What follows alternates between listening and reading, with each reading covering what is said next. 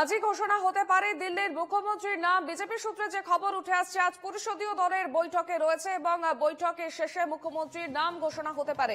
বিস্তারিত আরো জানবো, টেলিফোন লাইনে রয়েছেন আমাদের অ্যাসিস্ট্যান্ট নিউজ এডিটর সৈকত। সৈকত, দেখো, এই মুহূর্তে আমরা যে খবর পাচ্ছি যে আজকে দিল্লিতে পরিষদীয় দলের একটি বিজেপির পরিষদীয় দলের একটি বৈঠক রয়েছে এবং প্রথমাফিক এটাই নিয়ম যে কোন রাজ্যের মুখ্যমন্ত্রী ঠিক হতে গেলে জয়ী সমস্ত বিধায়কদের নিয়ে পরিষদীয় দল গঠন হয় এবং সেই দলে নেতা নির্বাচন করে তাকে মুখ্যমন্ত্রী হিসেবে নির্বাচন করা হয়।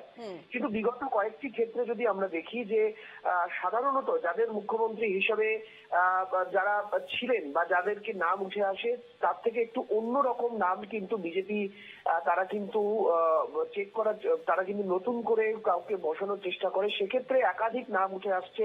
প্রাথমিকভাবে যেটা নাম উঠে আসছে যে পারভেশ বর্মা, যিনি নিউ দিল্লি বিধানসভা কেন্দ্র থেকে প্রথমবারের নির্বাচনে হারিয়েছেন অরবিন্দ কেজরিওয়ালকে।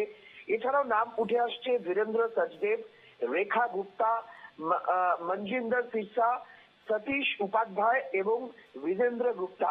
আপাতত এই 6টি নাম উঠে আসছে। তার মধ্যে প্রবল সম্ভাবনা রয়েছে 3টি নামের।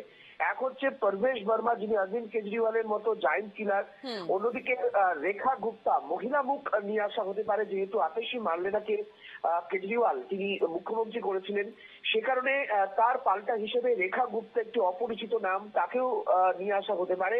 অন্যদিকে বীরেন্দ্র সচদেব, তাকেও কিন্তু নাম নিয়ে আসা হতে পারে। আপাতত 6টি নাম কিন্তু এই মুহূর্তে আলোচনায় রয়েছে।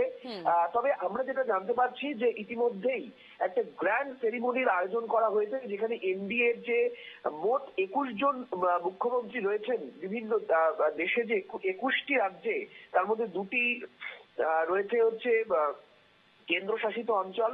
সেখানে মোট 21টি রাজ্যের মুখ্যমন্ত্রী, 2টি কেন্দ্রশাসিত অঞ্চল নিয়ে যেখানে এনডিএ গভর্নমেন্ট চলছে, তার মধ্যে সরাসরি 15টি হচ্ছে বিজেপি শাসিত রাজ্য।